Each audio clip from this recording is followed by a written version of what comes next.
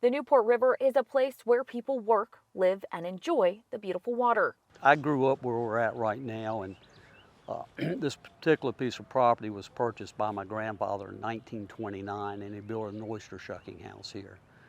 And it's passed down through the family. Steve Weeks is not just out on the river for a relaxing afternoon.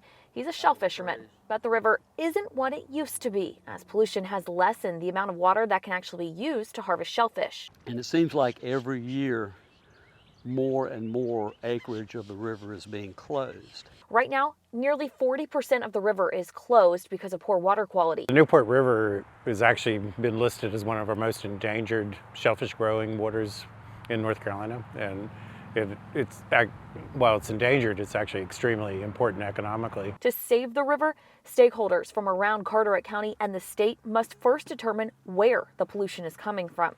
The Coastal Federation and researchers from NC State are now collecting water samples. We saw some surprising information.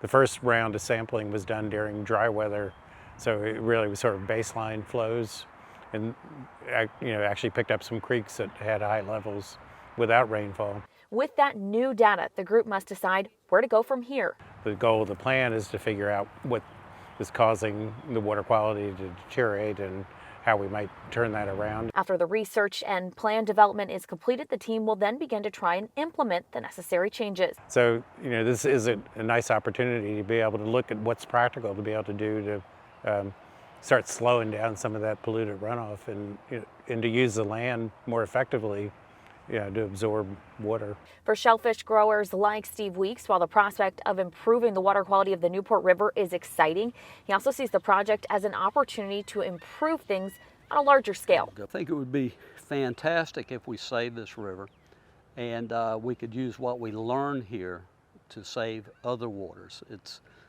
over 1 million acres in North Carolina, I believe, are closed to pollution, and we need to reverse that trend. Reporting from the banks of the Newport River for the Coastal Federation and WREL, I'm Stacia Strong.